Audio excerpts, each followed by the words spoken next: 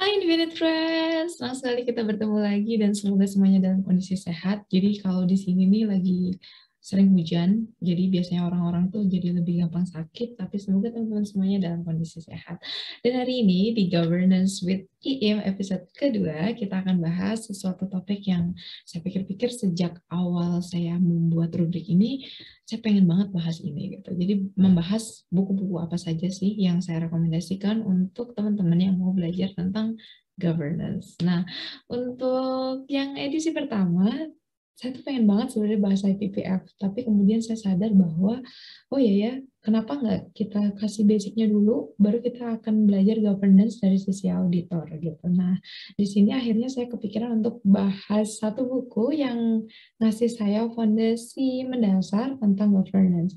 Buku ini berjudul Corporate Governance, A Pragmatic Guide for Auditors, Directors, Investors, and Accountants, dan buku ini ditulis oleh Vincent Raffles.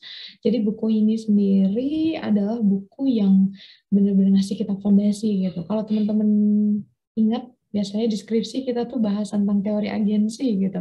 Teori agensi ini juga dibahas di sini. Jadi kayak kita benar-benar dikasih fondasi kenapa sih kita harus menjalankan governance, bagaimana kalau kepentingan dari pemilik saham atau dalam hal ini board misalnya terus berbeda dengan kepentingan manajemen apa yang harus dilakukan. Nah, ini di sini buku ini benar-benar ngasih gambaran kita secara basic apa sih sebenarnya governance dan bagaimana governance itu terjadi di dunia nyata. Dan buku ini selain menarik karena dia menyajikan fondasi ilmu governance, yang saya sangat suka juga adalah buku ini ngasih satu chapter yang didedikasikan untuk bahas tentang aspek etis. Jadi di chapter 4-nya dia bahas tentang ethical dimension of corporate governance. Aduh, inilah akibat sosok ngapalin judul chapter ethical dimensions of corporate governance. Ya, semoga itu benar judulnya. Iya, iya.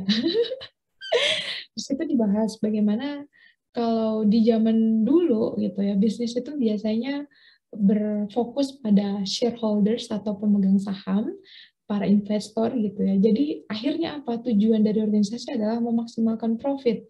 Nah, tapi semakin ke sini makin besar tuntutan untuk juga memperhatikan aspek etis dalam berorganisasi atau berbisnis. Akhirnya ada teori bahwa kita harus mempertimbangkan nggak cuma shareholders, tapi juga stakeholders, yaitu semua yang berdampak dan terdampak oleh operasi bisnis kita atau operasi organisasi kita.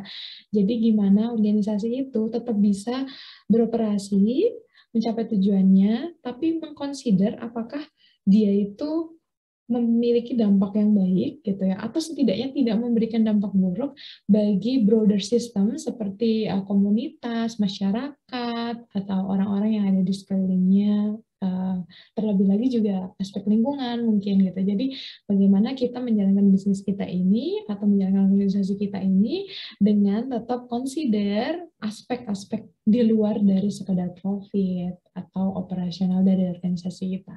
Nah, ini adalah aspek yang saya cukup highlight karena gimana pun organisasi masa kini nggak boleh terlepas dari pertimbangan etis gitu. Jadi ya, saya pikir ini sangat penting untuk diketahui juga untuk teman-teman auditor bahwa organisasi ketika beroperasi please consider aspek-aspek etis di dalamnya. Dan juga hal yang menarik adalah dia bahas tentang ada satu segmen yang bahas tentang governance in action. Jadi bagaimana kalau in action dalam interaksi board dengan internal auditor, interaksi dengan manajemen gitu-gitu. Nah, ini bagaimana sih mereka saling berinteraksi di dunia nyata, ini juga dibahas. Menarik banget kan? Dan yang ketiga yang menurut saya juga oke banget adalah gimana dia bahas internal auditor dan external auditor. Jadi teman-teman, you don't have to worry, either teman-teman adalah internal auditor ataupun external auditor, baca buku ini tuh bisa banget mengakomodasi kebutuhan belajar teman-teman gitu.